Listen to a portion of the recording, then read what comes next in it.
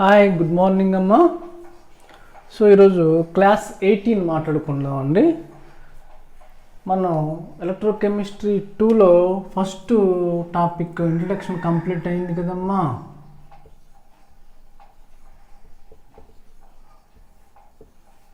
Introduction complete class 16 and class 17లో introduction class complete అయిపోయింది. ఇప్పుడు సెకండ్ టాపిక్ ఏంటంటే రివర్సిబుల్ అండ్ ఇర్రివర్సిబుల్ సెల్స్ గురించి మనం మాట్లాడుకోవాలి. ఇది మోస్ట్ ప్రాబ్లం 5 మార్క్స్ రావచ్చు, ఒకసారి రెండు కలిపి అడిగితే 10 మార్క్స్ రావచ్చు అండి. First of all reversible cell గురించి మాట్లాడదాం, తర్వాత ఇర్రివర్సిబుల్ సెల్ గురించి మాట్లాడదాం. రివర్సిబుల్ సెల్ అంటే ఏంటి చెప్పండమ్మా. రివర్సిబుల్ సెల్ అంటే a cell in which current flows in both directions. That is forward and backward reaction. Forward reaction లో కరెంట్ ఫ్లో అవుతుందంట, బ్యాక్వర్డ్ రియాక్షన్లో కూడా కరెంట్ ఫ్లో అవుతుందంట. అట్లాంటి సెల్ని ఏమంటాడండి? రివర్సిబుల్ సెల్ అని చెప్తున్నాడు. ఎలా ఫ్లో అవుతుందని తర్వాత మాట్లాడదామండి. Just a cell in which current flows both directions, that is forward and backward reaction. That type of cell we called as reversible cell. ఈ డెఫినేషన్ నేను రాసుకోవచ్చు కాబట్టి మెజారిటీ టెక్స్ట్ బుక్స్లో ఈ డెఫినేషన్ ఉంటుందండి. ఈ సింపుల్ డెఫినేషన్ ఇదైనా రాసుకోవచ్చు. కానీ టెక్స్ట్ బుక్లో ఎక్కువ టెక్స్ట్ బుక్స్లో రెఫరెన్స్ బుక్స్లో కానీ డెఫినేషన్ ఉంటుంది. ఏమంటున్నాడు? A cell in which infinitesimal change of EMF on either side, cathode or anode side, causes reversal of cell current and direction of cell reaction. ఇంకేంటి అర్థమైంది? ఏం అర్థం అవ్వలే. కొంచెం లోపలికి వెళ్ళే కొద్ది డెఫినేషన్ క్లారిటీ వస్తుందండి. సరే కొంచెం చెప్తాను, ఏమైనా అర్థమైతే హ్యాపీ. ఒక ఎగ్జాంపుల్ తీసుకుంటే ఈ డెఫినేషన్కి ఒకసారి మాట్లాడదామండి. ఇది రాసుకుంటారు కదా, ఇది రఫ్ అన్నమాట. ఈ డెఫినేషన్ ఎక్స్ప్లెయిన్ చేయాలంటే మనకి ఇంట్రడక్షన్లో ఏం చెప్పాను? గాల్వానిక్ సెల్ అని చెప్పాను కదండి. Zinc rod dipped in ZnSO4, అదే కదమ్మా జింక్ రాడ్. అలాగే copper rod dipped in copper sulphate solution కదా. ఈ రెండింటికి ఏం కనెక్ట్ ఇచ్చాము? Salt bridge. Internally connect with salt bridge కదమ్మా. And externally connected with ammeter కదండి. ఇది గాల్వానిక్ సెల్, అంతే కదమ్మా. గుడ్. ఇక్కడ కరెంట్ మనకు తెలుస్తుంది కదమ్మా, దాన్ని సెల్ పొటెన్షియల్ అని చెబుతాం. ఈ సెల్ అంటే ఏంటి? EMF, electromotive force of cell అంటే పొటెన్షియల్ డిఫరెన్స్, అంతే కదండి. చెప్పానండి పాయింట్, పొటెన్షియల్ డిఫరెన్స్. మరి ఇక్కడ జింక్ అనేది ఎలా మారిపోద్దండి చెప్పండి? Zn సాలిడ్ కదా, కరిగిపోతుంది కదమ్మా. Zn+2 అయాన్స్ వస్తాయి కదమ్మా. ఆల్రెడీ క్లాస్ ఇంట్రడక్షన్ చెప్పాను. సో Zn అనేది Zn+2గా మారుతుంది, అంతేనా. మరి ఇక్కడ Cu+ అయాన్స్ ఇక్కడ డిపాజిట్ అవుతాయి కదమ్మా. అంటే Cu+2 అయాన్స్ ఎలా మారుతుందండి? Cuగా ఉంటుంది కదండి. సో Zn అనేది Zn+2, ప్రీవియస్ క్లాసులు చూసుకోండి. Zn అనేది Zn+2గా మారుతుంది, Cu+2 Cuగా మారుతుంది. అంటే ఈ సాలిడ్ నుండి ఇది లిక్విడ్ కదా, ఫేజ్ ట్రాన్స్ఫర్ జరిగిందా లేదా? కాబట్టి ఫేజ్ ట్రాన్స్ఫర్ అంటాం, లేకపోతే దాన్ని పొటెన్షియల్ అంటాము. ఈ పొటెన్షియల్ అంతేకందే the amount of energy required to phase transfer, solid నుండి లిక్విడ్గా మార్చడం కొంత ఎనర్జీ అవసరం అవుతుంది, ఎనర్జీని పొటెన్షియల్ అని చెప్తాము. నెక్స్ట్ ఈక్వేషన్ ఇంకా డీటెయిల్గా మాట్లాడతాం పొటెన్షియల్ గురించి. ఇక్కడ వరకు అది గుర్తుపెట్టుకోండి. మరి ఇది ఏ పొటెన్షియల్? 0 నుండి +2 ఆక్సిడేషన్ పొటెన్షియల్ కదమ్మా, ఆక్సిడేషన్ పొటెన్షియల్. మరి ఇక్కడ చూసుకుంటే Cu+ నుండి Cu ఆక్సిడేషన్ నెంబర్ తగ్గింది కదా, కాబట్టి ఇదే పొటెన్షియల్ అండి, రిడక్షన్ పొటెన్షియల్. ఇది లిక్విడ్, ఇదేంటమ్మా సాలిడ్. ఫేజ్ ట్రాన్స్ఫర్ అయింది కదా. అట్లా ఫేజ్ ట్రాన్స్ఫర్ అవడం వల్ల ఎనర్జీ అవసరం అవుతుంది, ఎనర్జీని పొటెన్షియల్ అని చెప్తాము. ఆక్సిడేషన్ జరిగింది కాబట్టి ఆక్సిడేషన్ పొటెన్షియల్, రిడక్షన్ జరిగింది కాబట్టి రిడక్షన్ పొటెన్షియల్. ఈ రెండు డిఫరెన్స్ని మనం సెల్ ఈఎంఎఫ్ అని చెప్తాము. అలాగే పొటెన్షియల్ డిఫరెన్స్ అని, ఎలక్ట్రోమోటివ్ ఫోర్స్ అని మనం చెప్పడం జరిగింది ప్రీవియస్ క్లాస్లో. సపోజ్ దీని ఆక్సిడేషన్ ఓకే అర్థమవుతుందమ్మా. ఓవరాల్గా దీని పొటెన్షియల్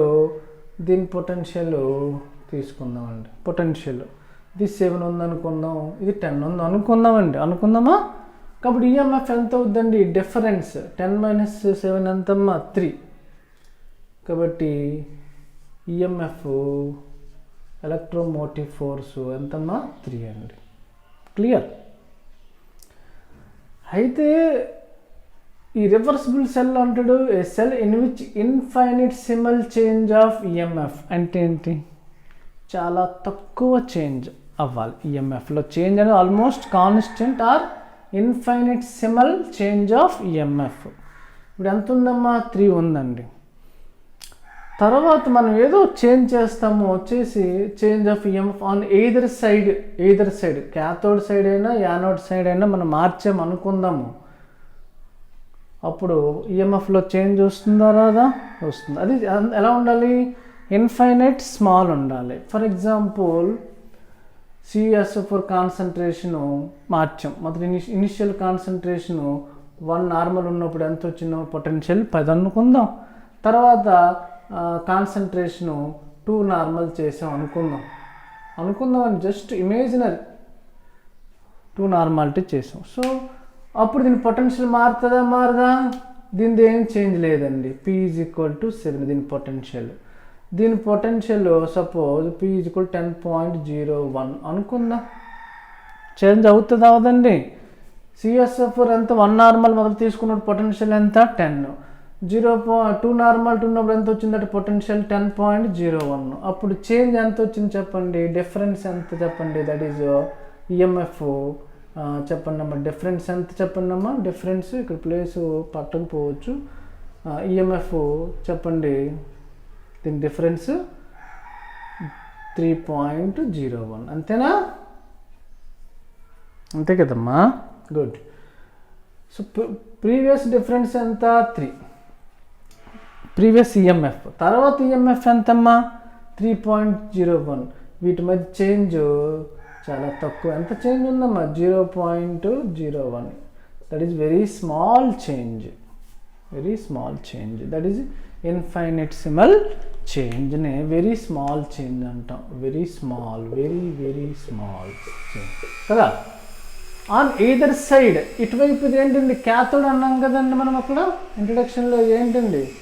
క్యాథోడ్. ఇదేంటండి? యానోడ్ సైడ్ కాన్స్టెంట్గా ఉంచాం, కాన్సన్ట్రేషన్ మార్చలే. బట్ క్యాథోడ్ సైడ్ కాన్సన్ట్రేషన్ మార్చాం. క్యాథోడ్ సైడ్ చేంజ్ చేయడం వల్ల పొటెన్షియల్ డిఫరెన్స్లో తేడా వచ్చిందా లేదా? అది తేడా చాలా తక్కువ. సో క్యాథోడ్ వైపునే చేసుకోవచ్చు, యానోడ్ వైపు నుండైనా చేసుకోవచ్చు. పాయింట్ అర్థమైందండి? అదే అంటున్నాడు. A cell in which infinitesimal change of EMF on either side cathode or anode side. అలా చేయడం వల్ల causes what sir? Reversal of cell current. అంటే ఏంటి? సెల్ కరెంటు మొదట లెఫ్ట్ నుండి రైట్ వెళ్ళింది అనుకుందాం, ఆ తర్వాత రైట్ నుండి లెఫ్ట్కి కరెంట్ వచ్చింది అనుకుందాం. అది రివర్స్ అయినట్టే కదండి. ఎస్. అలాగే direction of cell reaction. First cell reaction forward reaction అనుకుందాం, తర్వాత చేసినప్పుడు బ్యాక్వర్డ్ రియాక్షన్ జరిగిపోయింది. డైరెక్షన్ మారలేదా కదా? Definition both direction. మొదట ఫార్వర్డ్ డైరెక్షన్లో ఉంది, తర్వాత సెల్ పొటెన్షియల్ చేంజ్ చేసిన తర్వాత సెల్ రియాక్షన్ యొక్క డైరెక్షన్ కూడా మారింది, రివర్స్ అయిపోయింది. ఫార్వర్డ్ ఉంటే బ్యాక్వర్డ్ జరుగుతుంది, బ్యాక్వర్డ్ ఉంటే ఫార్వర్డ్ జరుగుతుంది. అటువంటి సెల్ని ఏమంటామండి? రివర్సిబుల్ సెల్ అని చెబుతాం. అర్థమైందండి? A cell in which infinitesimal change of EMF on, అలా చేంజ్ ఎప్పుడు పాసిబుల్ అవుతుంది? On either side, cathode or anode. అలా చేయడం వల్ల అలా చేయడం వల్ల ఏం జరుగుతుందండి? రివర్స్ జరిగిపోతుంది. దేంట్లో రివర్స్ జరుగుతుందండి? సెల్ కరెంట్ రివర్స్ అయిపోతుంది. యానోడ్ నుండి క్యాథోడ్కి వెళ్తే తర్వాత క్యాథోడ్ నుండి యానోడ్కి కరెంట్ వెళ్ళిపోవడానికి ఛాన్సెస్ ఉంది. తర్వాత సెల్ రియాక్షన్ యొక్క డైరెక్షన్ మొదట ఫార్వర్డ్ రియాక్షన్ అయితే తర్వాత బ్యాక్వర్డ్ రియాక్షన్లోకి వచ్చేస్తుంది. అటువంటి సెల్ని ఏమంటామండి? Reversible cell. అర్థమైందమ్మా? రివర్సిబుల్ సెల్ అంటే అందరికి ఆల్మోస్ట్ మీకు అర్థమైందని అనుకుంటున్నానండి. ఏంటి రివర్సిబుల్ సెల్ చెప్పండి అమ్మా. రివర్సిబుల్ సెల్ ఏంటి? 1 minute చెప్పండి అమ్మా. రివర్సిబుల్ సెల్ ఏంటి చెప్పండి.